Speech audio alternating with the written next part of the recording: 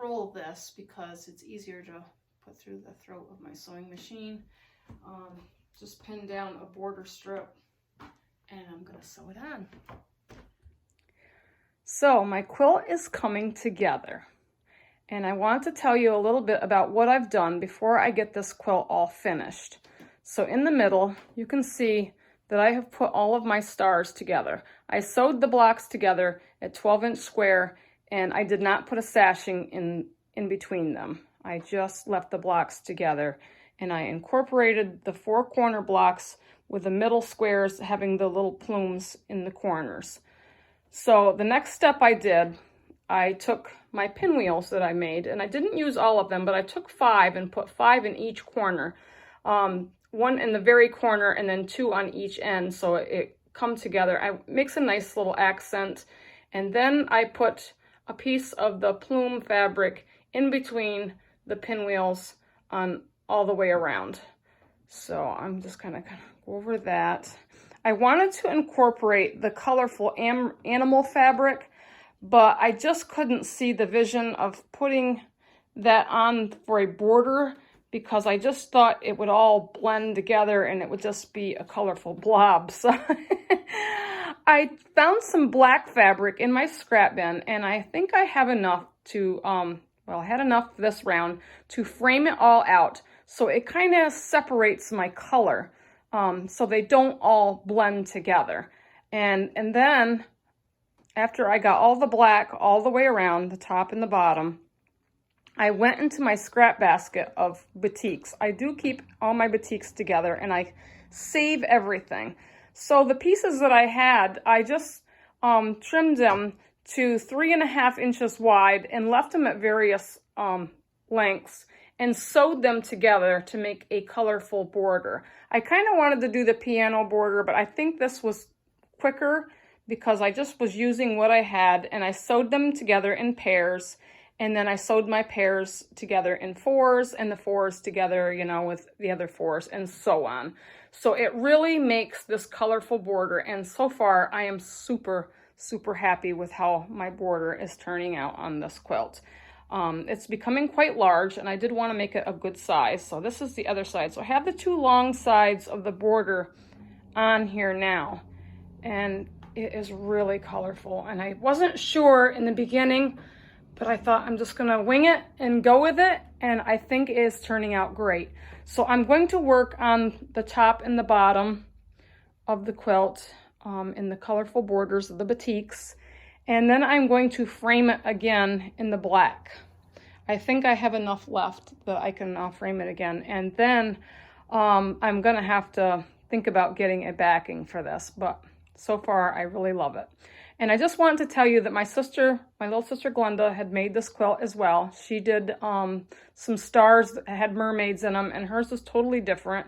And I will get to that when I show you the finished quilt tops. Sorry, I'm not on camera right now because I've been at this all morning. I look like a bedhead. I'm still in sweatpants and my hair is uncombed. But this is what I do when I get up in the morning. I have my coffee and I get quilting. So today is one of those days, but I'm super happy with how it's going to turn out. Hello everyone, welcome to my country farmhouse sewing room. I'm Marnay, and today I'm going to reveal to you my Scrappy Stars Charm Farm quilt. So behind me, it's finished, it's together, and I'm loving it. We're getting ready to quilt it, but I want to tell you a little bit about what I did with this quilt. So as you can see, I showed you all in the first video on how to make the Scrappy Stars. These are fun and easy to make, and with mine, I put them all together. I did not border any sashing or anything in between them, so I really made it come together nice by just keeping them all together. And then I took my pinwheels that I cut off on the backs of my stars, where I tell you how to cut the backs of your points off because you're sewing these little squares. We cut them off, and I saved them, and I cut the squares into 2.5-inch squares, and then I sewed them together in 4-patch. And you can see I have these cute little fans in some of them, which is really a cool thing because people think that I've, sewed those in there. And I'm like, no, they're cut-offs. But they really make an amazing in effect. So, so I put 5 in the corners on each corner of the quilt. Usually I would run them across the top or the bottom, and, you know, and just throw them in as a border, but I really wanted to mix this one up because I'd made this star block before in a quilt that I had made a few years back, and I really love it, and I did it all in batiks. But this one, I mixed the batiks with the watercolor farm fabrics and some of these yellow plume fabrics. And I added the yellow plume fabric in between the pinwheels all the way around to make a nice border. So when I was doing this, I'm thinking I wanted to put another border on there. I'm like, I was kind of baffled to what to do because I didn't want to put all the colors together or another color on it and have the colors meld together like a blob or something. I needed some kind of a separation. So using what I have, I didn't buy anything special for this quilt. I got into my scrappy little tote over here by my sewing machine, and I found a good sized piece of black, and it was kind of like a long, almost like a quarter, I don't even know if it was a quarter yard size, but I cut it up into 1.5 inch strips, and I bordered all the way around my pinwheels and my plume fabric. And then I thought, what am I gonna do for another border? And I really wanted to incorporate the colorful watercolored farm fabrics in it, but I just wasn't feeling it. So I got into my basket of batiks, and I keep all my little scrap pieces of batiks. I keep them separate because they're really kind of cool fabrics, and I like to do special things with them. So a lot of things I'll separate. So I got into my basket, and I found all kinds of little pieces. So I took all these little pieces and I cut them into 3.5 inch lengths, and they were all different widths on some of them. They were just leftovers, and I just sewed them together by 2s, and then took the 2s and sewed them together by 4s, and so on. And I just made a border long enough to well, actually I started with the sides first. I bordered the sides, and whatever I had, you know, over, I just trimmed it off. And then I started with my top and my bottom, and I bordered them. It looked great, but I still thought it needed one more accent piece. So I took the rest of the black that I had, and I made another 1.5 inch border all the way around. So this quilt, I was really, really happy with it because, like I said, I just didn't really know where I was going with it. And a lot of times, you know, when I'm putting something together, I just wing it. I don't really have a pattern. I just use my own creativity. So this is a great way to use your own creativity and use something that you already have. So I really like the scrappiness of it. You know, I had the colorful farm fabrics, I had this yellow plume fabric, and I had this light blue fabric, and I had a yard of each. Told you, I didn't know if I had enough of the blue, and I didn't. So I added in some other light blue that has these little they're white hearts, the little white hearts in it. So it really worked. You know, like I said, I'm just using up what I have in my room and just creating and sewing and putting something together. So I'm gonna get ready to get this on the quilter, and guess what? Guess where I went today? I went to Scheetz So Creative quilt store. I just go gaga every time I'm in there. So if you haven't checked that out, when I told you on my last video with the tote bag tutorial, you gotta check out their shop. It is jam-packed with so many beautiful fabrics. So I went there today in search of a back for this, and I had one picked out from the very first time I went there, but I didn't know how much I needed. And I did originally choose a batik for the back, and it was like watercolors and a lot of different colors. But then I got looking around because she has such an array of 108 wide backs for quilts. So I kind of fell in love, and this is just a little scrap piece of it, but the colors on this, it just really went with the black borders, and I think this would be a really cool color for the back. And yes, it is an ombre. It's really long, and my quilt, you know, is a good size. I don't have the measurements written down, but I will let you know what they are when I get this quilt finished. But this is going to be going on the back of it. So we're getting ready to get this on the quilter. So I did have my little sister make one of these star quilts too, and she's not quite a quilter yet, but she's learning, and I'm teaching her. So she made her own quilt, and I'm going to show you hers while I'm getting mine on the quilter, and kind of give you a little inspiration, because you can do this. This is such an easy thing, and you can make such cool effects. So she did one in mermaids, and hers is a lot different than mine. And mind you, she is a beginner, but every quilt deserves to be quilted, and she's going to quilt hers, and it's going to look amazing. Quilting changes a lot on a quilt as well, but don't ever doubt yourself. It's fun, have fun with it, and be creative. So I'm going to get this on the quilter, and in the meantime, I'm going to get Glenda's quilt hung up here for you. So I'll be back. Okay, I just want to give you a quick show of Glenda's quilt. Glenda is my little sister. She's not really, you know, gotten into quilting too much. She loves to sew with me, but I showed her how to do these blocks, and I wanted her to show all of you how easy this is. I showed her what to do, and she did this by herself. She put this together. So this is her design. She did 3 blocks across and 3 blocks down, so she's got 9 star blocks in here. And they all have these little colorful mermaids. And I can't really bring you down to show you the rest, but there's these little colorful little mermaids. And she had this fabric herself. And she also had this little scale fabric, but she didn't have enough. So I come in with another color for her. And we were just using what we have. This is just a fun thing for us to do, to sew, and show you how easy this is. Glenda, you know, she did a fine job. She did all of her pinwheels. I'm going to show you up at the top how she did her pinwheels. And you can see I did help her square them up, but she wanted to make borders with her, so she bordered them at the top, and she made a row of border on the bottom. And I had given her this little blue fabric. It was in my stash, and it has these cool little sparkles in it that look kind of like shimmering water. And I also gave her the background fabric, which is like a seafoam green that just really matched in nice. And of course, she wanted to put sashing in between her blocks. This helps, you know, make your quilt become a little bit bigger.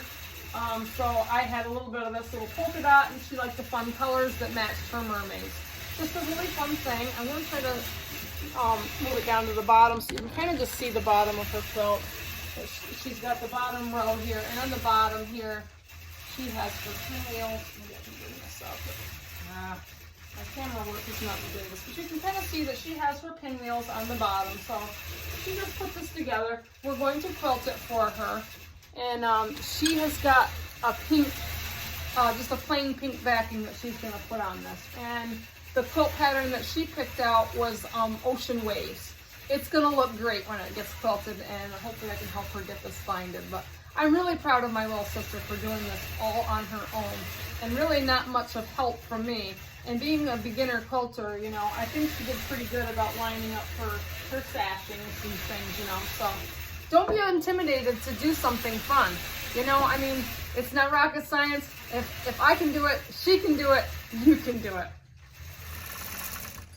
We are on row 3 of 6 rows. And I have chosen the paisley feather for the quilting on this quilt. And I am quilting this quilt in a soft pink, which really lays in here nicely. I'm going to try to move in here and kind of show you. I didn't want anything that was dark. The back, as you can see, it is this beautiful feathered design, and it has like purples and light purples and slightly pink and black. It just, I don't know, it just fit this quilt. I love it, and I think it's going to turn out beautiful. So I'm just going to kind of go across here and show you the paisley designs. I'm going to move you up here to the screen. That is my design that's being laid down. And it's stitching very nicely. You can see my designs. This is a nice feather design because it hits a lot of the areas and the seams on the stars, as well as the seams on the outer edge, where I've pieced together all these little boutique colors. You can kind of see up and close how pretty my stars look. And they almost look like watercolors with the boutiques. This looks really nice. And as I said, this is an ombre fabric. So I don't know how much lighter I'll go because this is 108 back, and it gets lighter in the bottom. So we'll see when the coat gets done. But just gonna go over and give you the details of my quilt and my stitching. I'm so excited. So I have before me my finished quilt. and I have to say I'm really in love with this. So the paisley feather design just turned out really nice. It has a nice feel to it, and I'm hoping you can see the quilting. I will have some pictures, but on the back you can see this wonderful design, and this is the top part, and it does fade in slightly at the bottom, a little bit of variation in color, but I just really, really love it. Oh my God. So, oh my crazy husband. So, I hope you enjoyed this little journey on the star quilt. I love it. I think it turned out great, and I will keep you in tune when Glenda's quilt is quilted. My quilt, I'm going to do a binding on this. I'm not going to do the rollover binding on this one. I am going to do a machine binded edging on it, where I will fold a 2.5 inch piece of fabric in strips, and I will sew it onto the back side, and I will roll it over to the front and miter it. So maybe I will have that uploaded so you can kind of see. It's a little something new, and I'm trying to learn all ways to do binding. But this quilt will probably end up on my Etsy store.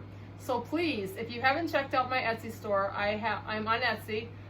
It's called Farmhouse by Marnay, and I will put a link in the description box, so anybody that can't find it, you can find it there when you click on the link. I thank you for watching and coming along on this journey of creating this beautiful quilt. If you like this video, please give me a thumbs up, and please subscribe and stick around because I have a lot more to show you. Have a great night.